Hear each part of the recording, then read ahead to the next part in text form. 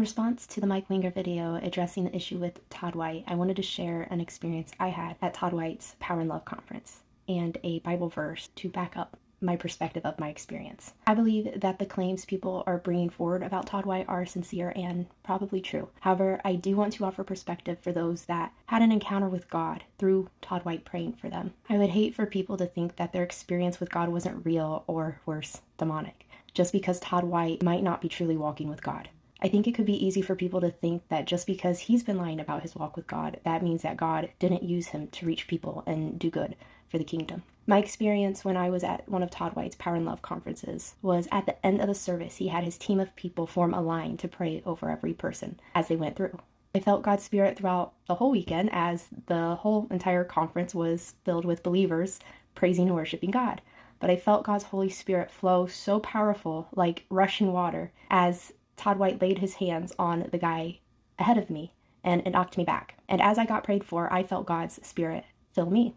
Now, some might be thinking that I wasn't actually experiencing God's Holy Spirit. I want to share a perspective that I have, though, based on the verses Matthew 7:21-23, which says, "Not everyone who says to me, 'Lord, Lord,' will enter the kingdom of heaven, but the one who does the will of my Father who is in heaven. On that day many will say to me, 'Lord, Lord, did we not prophesy in your name, and cast out demons in your name, and do many mighty works in your name?' And then I will declare to them, 'I never knew you. Depart from me, you workers of lawlessness.'" Notice in the verses that they were doing works that God calls us to do.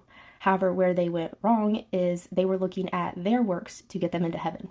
We don't get to heaven by our works. We get to heaven by God's work, by Jesus' sacrifice on the cross. These verses make me believe that God still can use these people for his good to reach lost souls, heal people, and can teach the truth, even if they aren't following the truth themselves. Jesus said in Matthew 23:2-3, "The scribes and the Pharisees sit on Moses' seat, so do and observe whatever they tell you, but not the works they do. For they preach, but do not practice." This verse shows that one can be teaching the truth, but not following the truth. This isn't to say that all these pastors are only teaching truth. I just wanted to show that it's not necessarily their theology that's wrong, but their hearts.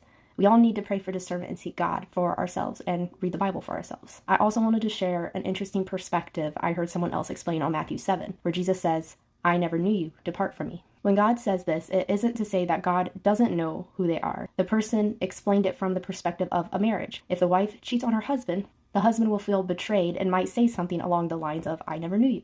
I think people can truly be in a relationship with God in the beginning, but just as a wife can leave her husband, people can walk away from God and not truly want to continue the relationship with him. God will not force himself on us because that's not love. Jesus said in Matthew 24:12-13, "And because lawlessness will increase, the love of many will grow cold, but the one who endures to the end will be saved."